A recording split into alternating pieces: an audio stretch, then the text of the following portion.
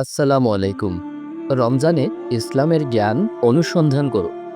এই মাসটিকে আল্লাহ সুবহানাহু তাআলা রোজার মাস হিসেবে মনোনীত করেছে। তিনি আল্লাহ সুবহানাহু তাআলা বিশ্বাসীদের জন্য রমজান মাসকে রহমত ও মাগফিরাতের মাস হিসেবে নির্ধারিত করে অন্যান্য মাসের উপর এটিকে প্রাধান্য দিয়েছে। নিশ্চয়ই এ মাস সকল মাস অপেক্ষা উত্তম এবং বিশেষ মর্যাদা সম্পন্ন। আর এই মাসেই আল্লাহ সুবহানাহু তাআলা তার সর্বশেষ আসমানি কিতাব আল কুরআন নাজিল করেছে।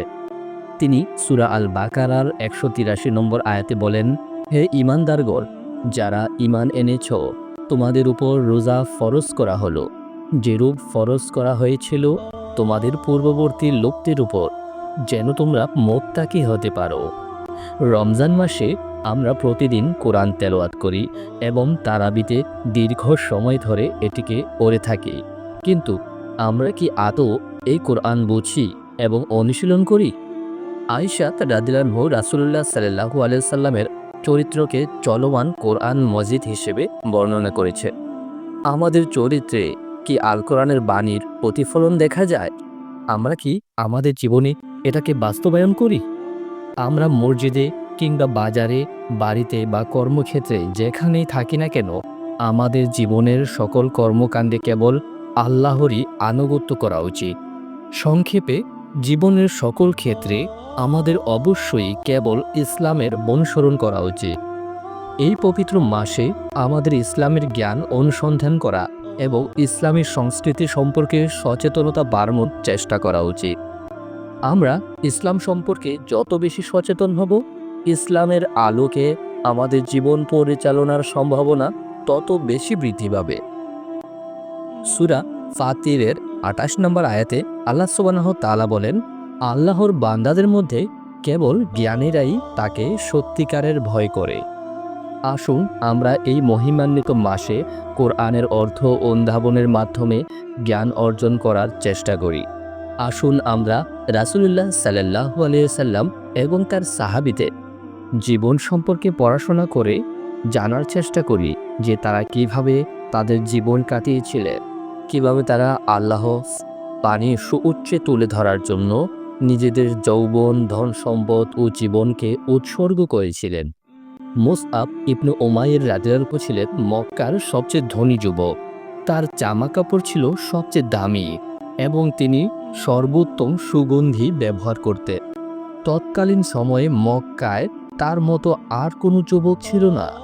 যদি মুসআব রাদিয়াল্লাহু আনহু বাজারে যেতেন, তাহলে কয়েক ঘন্টা পরেও তার ব্যবহৃত সুগন্ধির সুবাস বাতাসে ভেসে বেড়াত। যখন তিনি ইসলাম গ্রহণ করেন, তখন তার পরিবার তাকে ফেরানোর আপ্রাণ চেষ্টা করেছিল, কিন্তু মুসআব ইসলামের বাণী ছড়িয়ে দেওয়ার জন্য নিজের পরিবার, সম্পদ এবং সুখ স্বাচ্ছন্দ্যের জীবন পরিত্যাগ করেছিলেন। রাসূলুল্লাহ সাল্লাল্লাহু আলাইহি ওয়াসাল্লাম বলেছেন, আমি এই মুসআবকে মক্কায় তার পিতামাতার সাথে দেখেছি। তারা তাকে অঢেল প্রাচুর্যের মধ্যে রেখেছিল এবং তার জন্য সকল আরাম আয়েশের ব্যবস্থা করেছিল। তার মতো আর কোনো কুরাইশ যুবক ছিল না।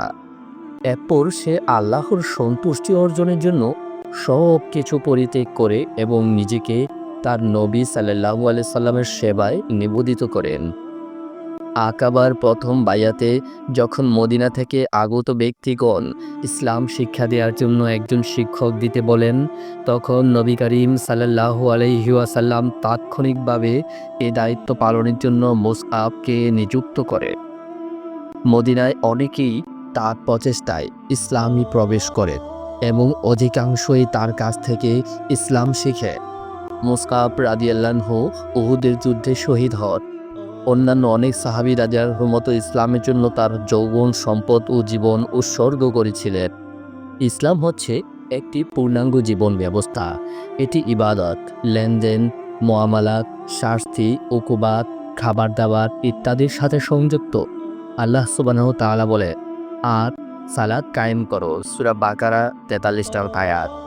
আল্লাহ ব্যবসাকে বৈধ এবং সুখকে অবৈধ করেছেন। সূরা বাকারা ২৭৫ নম্বর আয়াত। যে পুরুষ চুরি করে এবং যে নারী চুরি করে তাদের হাত কেটে দাও, তাদের কৃতকর্মের সাজা হিসেবে এ হলো আল্লাহর পক্ষ থেকে দণ্ড। সূরা মাইদার ৩৮ নং আয়াত। তোমাদের জন্য হারাম করা হয়েছে মৃত প্রাণী, রক্ত, শূকরের মাংস, আল্লাহ ছাড়া অন্যের নামে জবাই করা পশু। সূরা মাইদার ৩ নম্বর আয়াত। আসুন এই মহিমান্বিত মাসে আমরা ইসলামের সকল বিষয় সম্পর্কে পরিপূর্ণ জ্ঞান অর্জনের আন্তরিক সিদ্ধান্ত গ্রহণ করি। আসুন আমরা জীবনের প্রতিটি ক্ষেত্রে ইসলামের বিধান সম্পর্কে জানি।